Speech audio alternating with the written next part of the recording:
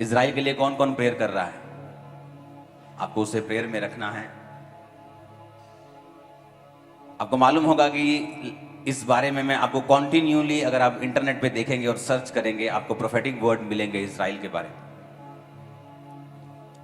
और मैंने खास तौर पे ईरान का नाम लिया था और अमेरिका का नाम लिया था इसमें।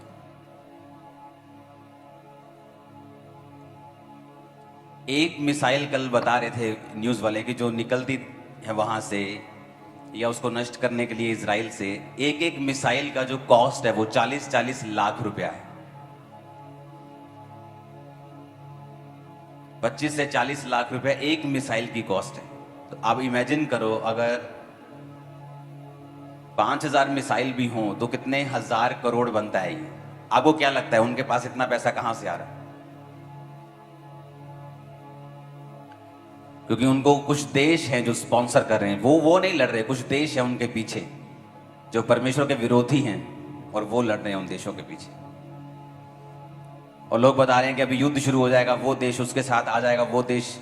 जैसे पिछले दिनों में आपने सुना होगा न्यूज़ की परमाणु युद्ध हो जाएगा, वो आ जाएगा। और मैंने कहा था अभी ऐसा नहीं होगा।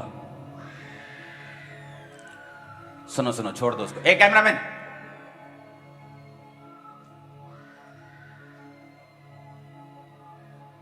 और अभी जो बात अभी चल रही है आपके सामने कि अभी ये देश वो देश सब इकट्ठे हो जाएंगे, सब ऐसा हो जाएगा, अभी एक महायुद्ध शुरू हो जाएगा।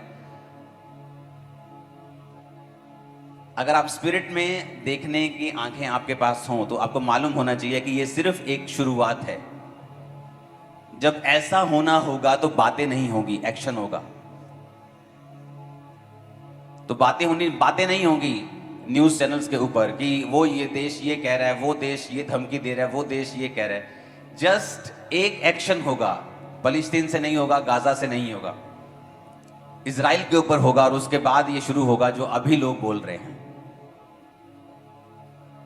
मैंने कहा था दिन बुरे हैं, वो आगे और बुरे हैं और अंधेरे हैं। इसीलिए आपने देखा होगा कि जो मसीही लोग हैं वो ज्यादा चमक रहे हैं। इतने मिरेकल्स पहले कलीसियाओं ने कभी नहीं देखे। मैं आपको बता रहा हूं, मैं भी कलीसियाओं से ही आया हूं, मैंने भी लोगों को देखा है, मैं भी विश्वासियों के बीच में रहा हूं। इतने मिरेकल्स, इतनी हीलिंग्स, इतनी डिलीवरेंसेस कभी नहीं देखी। जिन जिन देशों ने इस लेवल पर डिलीवरेंसेस और हीलिंग्स को देखना शुरू किया है, आज वो कम से कम 60 और 70% क्रिश्चियन हो चुके हैं। उनके टाइम, उनके समय में भी ऐसा समय आया था कि जब इस तरह से परमेश्वर ने काम करना शुरू किया था। हमें लगता है कि पंजाब में कभी भी कम्युनियल जो राइट्स हैं वो नहीं होते, लेकिन फ्यूचर ऐसा नहीं है। पंजाब में बोलते हैं कि कभी भी दंगे नहीं होते धर्म के नाम पे, लेकिन फ्यूचर ऐसा नहीं है। तो हमें हर एक बुरी चीज के लिए तैयार रहना होगा। लेकिन इसीलिए लोग जो प्रेयर नहीं करते थे अब प्रेयर करते हैं। कोविड के बाद उन्होंने प्रेयर करनी स्टार्ट कर दी, और आगे वाला टाइम जो आने वाला वो कोविड से भी बुरा आने वाला है। तो जो लोग प्रेयर में होंगे, जो लोग फास्टिंग में होंगे, जो लोग परमेश्वर के साथ जुड़े हुए होंगे, जो लोग मसीह के नीचे होंगे, उन्हें कोई फर्क नहीं पड़ेगा, बल्कि वो और चमकेंगे, उनके और लिंक मजबूत होंगे और डिवाइन हेल्पर्स उनकी लाइफ में होंगे। तो आपको ये बात हमेशा समझ के रखनी है कि दिन अच्छे नहीं होने वाले। इकोनॉमिक सिचुएशन जो हैं, ये मैं आपको प्रोफेटिक वर्ड बता रहा हूं। जो न्यूज़ पे आप देख रहे हैं, जो आप लोगों के मुंह से सुन रहे हैं, वो सच नहीं है। असली सिचुएशन परमेश्वर जानता है, जो मैं आपको बता रहा हूं। कई बार एक जो नारियल होता है या एक फ्रूट होता है जो बाहर से बड़ा सुंदर दिखता है, लेकिन अंदर से कीड़ा उसे खा रहा होता है।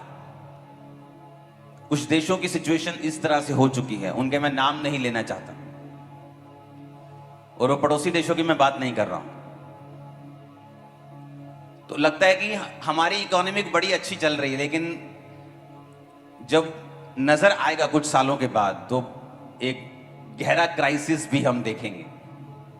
तो कौन बचाए जाएंगे? जो परमेश्वर के वचन पे खड़े होंगे, जिनको मालूम होगा कि परमेश्वर के वचन पर रहकर हमने ब्लेसिंग ली थी, इसी के वचन पे खड़े रहकर हम ब्लेसिंग में बने रह सकते हैं और सुरक्षित रह सकते हैं। अकाल, सूखे, ये इजहाक और अब्राहम और उससे भी पहले के जमाने से पढ़ते आ रहे हैं। लेकिन बाइबल में लिखा है इजहाक ने सूखे में ही उन दिनों में जब अकाल था उसी देश में बोया और 100 गुना फलों को लेके आया।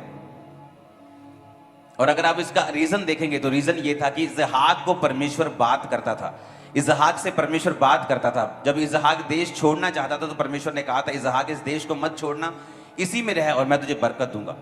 और बाइबल कहती है उसी देश में इसहाक ने जोता, बोया और 100 गुना फलों को लेके आया। और उस समय सबसे महंगी चीज जो थी वो सोना नहीं थी, चांदी नहीं थी, हीरे नहीं थे। हीरे तो शायद तब होते भी नहीं थे, आई थिंक मणियां होती थी, वो दूसरे होते थे चीजें, शायद होते भी होंगे। लेकिन बाइबल कहती है कि पानी के उसे हिडन सोते मिले थे, जमीन के अंदर से जो निकल रहे थे, वो उसकी सबसे बड़ी वेल्थ थी। और परमेश्वर ने उसकी आंखों को खोला था उस वेल्थ के लिए, उस आशीष के लिए। उसी देश में जहां लोग सूखे से मर रहे थे, बाइबल कहती इसहाक 100 गुना फलों को लेके आ रहा था, उसकी फसल 100 गुना फल लेके आ रही थी। और बाइबल कहती है हिडन पानी के सोते जो थे उसे मिल रहे थे।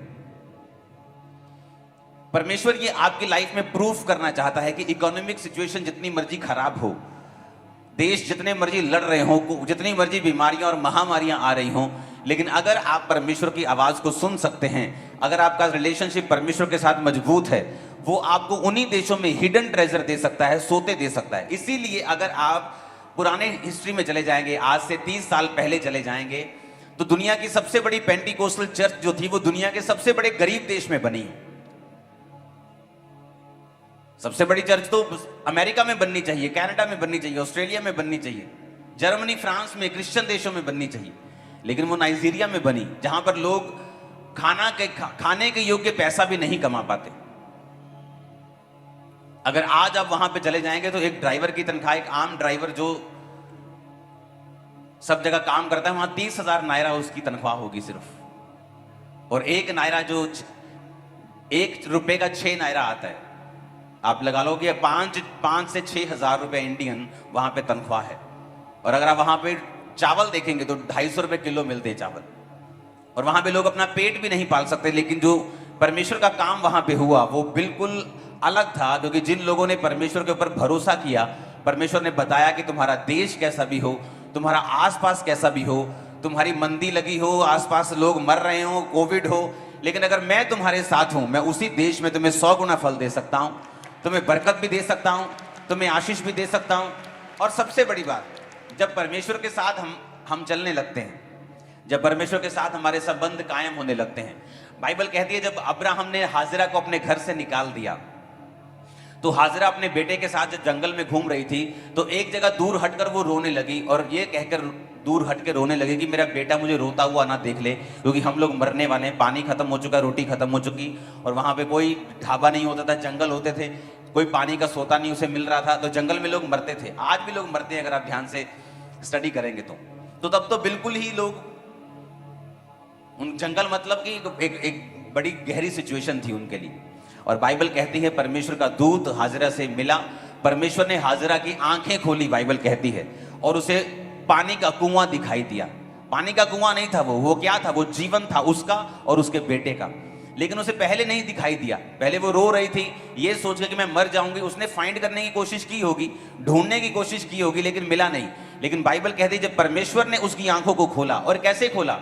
परमेश्वर ने ये नहीं कहा आके उसके दूत ने कि मैं तेरी आंसुओं को, तेरे रोने को देख के आया हूं। परमेश्वर ने कहा मैं तेरे लड़के की प्रार्थना को सुन रहा हूं। कुछ कलीसियाओं में ये एक बुरी आदत है, उनको लगता है कि अगर हम रो रो कर प्रार्थना करेंगे तो परमेश्वर हमारी सुन लेगा, जबकि उन्हें यह नहीं पता कि रोकर प्रार्थना करने से परमेश्वर नहीं सुनता, वो विश्वास की प्रेयर को सुनता है, चाहे वो रोकर की गई हो चाहे बिना रोकर की गई हो।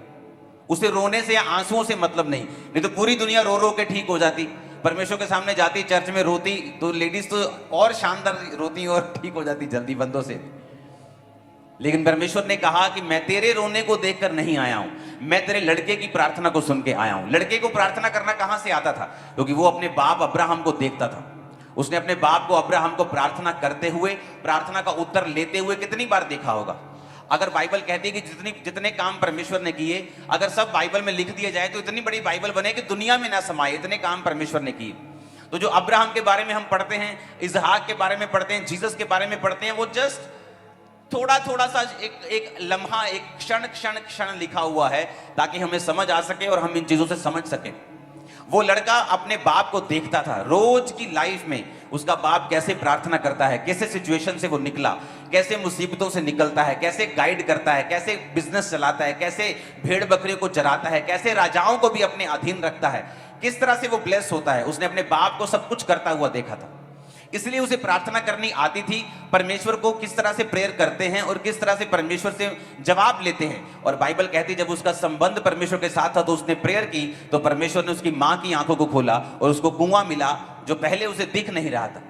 जब आप प्रेयर करने लगते हैं, जब आपकी स्पिरिचुअल आईज ओपन होती हैं, आप परमेश्वर के साथ अपने संबंध कायम कर लेते हैं। शैतान हर टाइम ये कोशिश करता है कि आपके मसे को कम किया जाए, वो हर टाइम कोशिश करता है आपको पाप में गिराया जाए। वो बड़ी लंबी प्लानिंग्स बनाता है आपकी लाइफ में, छोटी प्लानिंग नहीं होती। आपको लगता है कि ये जो हो रहा है आपकी लाइफ में ये एक फ्लो के साथ कुछ हो रहा है या आपका मन डिस्ट्रैक्ट हो रहा है, ऐसा नहीं है। शैतान बहुत धीरजवंत है, इतना धीरजवंत है, कुछ विश्वासी शैतान जितने धीरज नहीं रखते। वो बड़े लंबे प्लान के साथ आपकी लाइफ में चलता है। किन लोगों को आपकी लाइफ में प्लांट करना है, किन लोगों को आपके आसपास रखना है और उनके द्वारा फिर आपकी लाइफ को गिराना है। शैतान बड़ी स्ट्रेटेजिकली आराम से पेशेंस रख के, धीरज रख के धीरे धीरे आपकी लाइफ में काम करने की कोशिश करता है, क्योंकि उसे ये बात मालूम है कि जिस दिन आपने परमेश्वर से तौबा कर ली, जिस दिन आप परमेश्वर में सही चलना शुरू कर दिए, जिस दिन आपने परमेश्वर के साथ अपने संबंधों को कायम कर लिया, आपकी स्पिरिचुअल आईज ओपन होंगी, आपको वो दिखेगा जो आपका जीवन जिस चीज पर निर्भर करता है। कई बंदों का जीवन उनके बिजनेस के ऊपर निर्भर करता है। जब उनका बिजनेस डाउन होता है, उनकी फैमिली डाउन होती है, उनकी सारी चीजें खत्म होनी शुरू हो जाती हैं, तो परमेश्वर जानता है आपके बिजनेस के लिए आपकी स्पिरिचुअल आईज को कैसे ओपन करना है। लेकिन प्रॉब्लम यह है कि जो आपका शारीरिक ऑरा है, जो शारीरिक काम है, जो शरीर के पीछे चलना है, वो आपकी स्पिरिचुअल आईज को बंद रखता है। और शैतान ये मेक श्योर करता है और वो पूरी ट्राई करता है और पूरा ये सिस्टम बना के रखता है कि आपके आसपास ऐसे लोगों को रखा जाए, आपकी जिंदगी में ऐसी चीजों को रखा जाए, चाहे वो मोबाइल हो, चाहे वो व्यभिचार हो, चाहे वो चोरी हो, चाहे वो शारीरिक काम हो, चाहे वो एक शरीर की कमजोरी हो, आंखों की कमजोरी हो, ताकि वो आपकी लाइफ में उसे कंप्लीटली कंटिन्यू रखें, ताकि आप लोग परमेश्वर की ओर ना जा सकें और आपकी स्पिरिचुअल आईज कभी भी ओपन ना हो सके।